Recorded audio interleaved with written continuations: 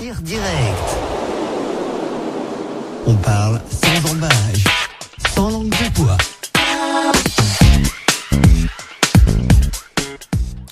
Bonjour encore, chers auditeurs. Comme tous les jours, effectivement, c'est à partir de 9h30 aujourd'hui, effectivement, nous sommes sur T-Direct. Le titre c'est « Le retour à l'Union africaine du Maroc, un enfant de haute valeur » ou « La sortie d'un fantôme errant, la délivrance de tout un continent ». Chers auditeurs, je vous demande pas de m'aimer, car je me suis déjà très mal aimé.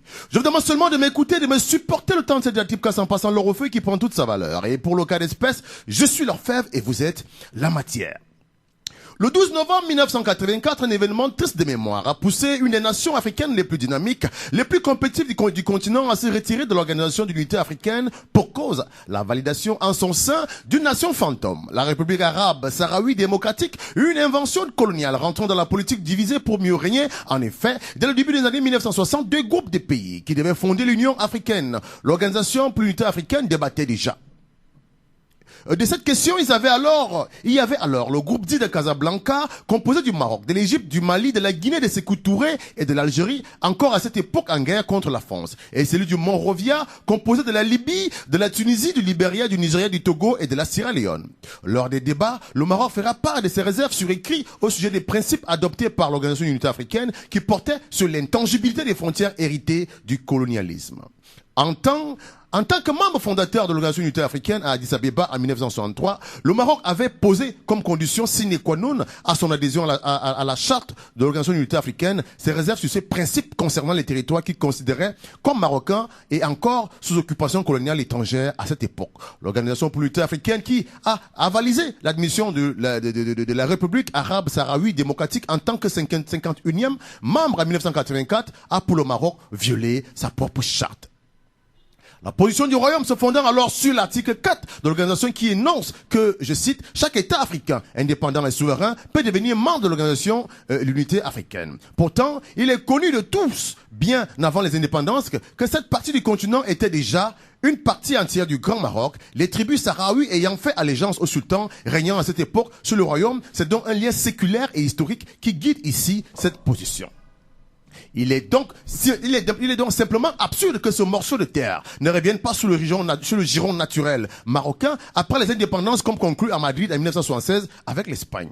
En effet, le 12 novembre 1984, lors du 20e sommet de l'Organisation de l'Unité africaine à Addis Abeba, à 17h précise, la délégation marocaine conduite par le conseiller du roi Hassan II, Ahmed Reda Guedira, après l'ordre du jour, le Maroc demande la parole. Guedira donne alors, sur un ton très calme, lecture d'un message du roi Hassan II en disant, je cite, « Voilà, et je le déplore, l'heure de nous séparer a sonné. En attendant les jours plus sages, nous vous disons adieu, nous vous souhaitons bonne chance avec votre nouveau partenaire. Depuis lors, l'Union africaine est divisée, elle est faible, elle est affaiblie. » L'Union africaine étant divisée est d'abord en contradiction évidente avec la légalité internationale, puisque ce prétendu État n'est membre ni de l'Organisation des Nations Unies, ni de l'Organisation de la coopération islamique, ni de la Ligue des États arabes, ni d'aucune autre institution sous-régionale, régionale ou internationale. Plus pertinent encore, 34 pays africains ne reconnaissent pas ou plus cette entité. Même parmi les 26 pays qui s'étaient placés dans le camp de la division en 1984, seule une stricte minorité d'une dizaine de pays subsiste. Cette évolution positive est d'ailleurs conforme à la tendance observée au niveau mondial depuis l'année 2000. 36 pays ont retiré la reconnaissance à cet État fantôme.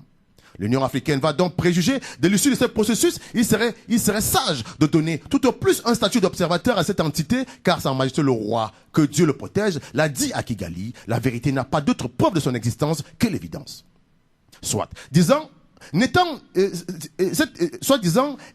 Cet État n'existe pas, il a été créé de toutes pièces par les chancres de la division. Aujourd'hui, plus que jamais, je cite Sa Majesté le Roi Mohamed VI pour l'Afrique, qui dit, pour l'Afrique, le temps est venu d'écarter les manipulations, le financement, les séparatismes, de cesser d'entretenir en Afrique des conflits de notre âge pour ne privilégier qu'un choix, celui du développement humain et durable, de la lutte contre la pauvreté et de la malnutrition, de la promotion de la santé de nos peuples, de l'éducation de nos enfants et de l'élévation du niveau de vie de tous.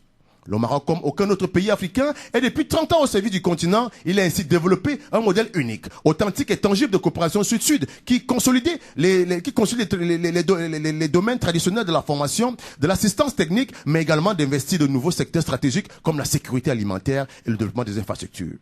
Ce processus n'est pas prêt de s'arrêter, il est hélas pour certains irréversible. L'importante implication des opérateurs marocains et de leur forte présence dans le domaine de la banque, des assurances, du transport aérien, des télécommunications et du logement font que le Royaume est à l'heure actuelle le premier investisseur africain en Afrique de l'Ouest. Il est déjà le deuxième investisseur du continent tout simplement, mais pour peu de temps encore, avec sa volonté affichée de devenir le premier.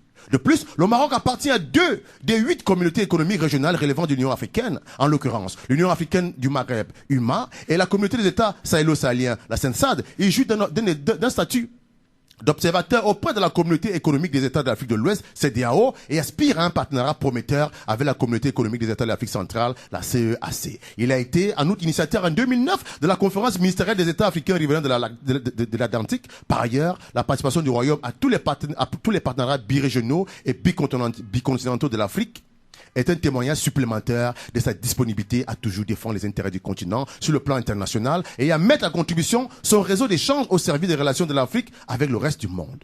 Enfin, fidèle à sa tradition de solidarité et à son aspiration à la paix dans le monde, le Royaume du Maroc n'a pas cessé, depuis son départ de l'Union africaine, de l'organisation de l'Union africaine, de prendre des multiples initiatives en faveur de stabilité, en faveur de la stabilité et de la sécurité. Il s'agit notamment de la contribution aux opérations de maintien de la paix en Côte d'Ivoire, en République démocratique du Congo et en République centrafricaine, aux efforts de médiation de la région fleuve Mano et récemment en Libye, à la reconstruction post-conflit en Guinée, en Sierra Leone, au Mali et en Guinée-Bissau. La liste des engagements pris par le Maroc dans ces divers domaines est très longue et à énumérer. Restons là par pure pudeur et préséance.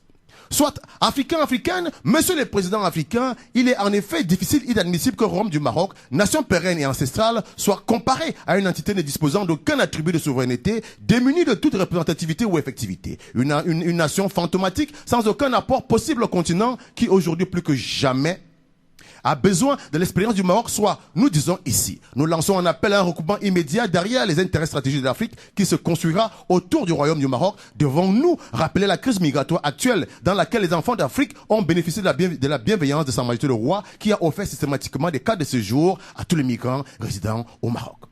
Ceci dit, on attend toujours les mêmes dispositions en Algérie où l'on voit toujours les migrants souffrir les affres de la xénophobie. Nous appelons immédiatement tous les pays indécis à favoriser les intérêts d'une Afrique en paix et unie, une Afrique qui pourra se développer avec à son sein le Maroc qui pourra influencer positivement le développement.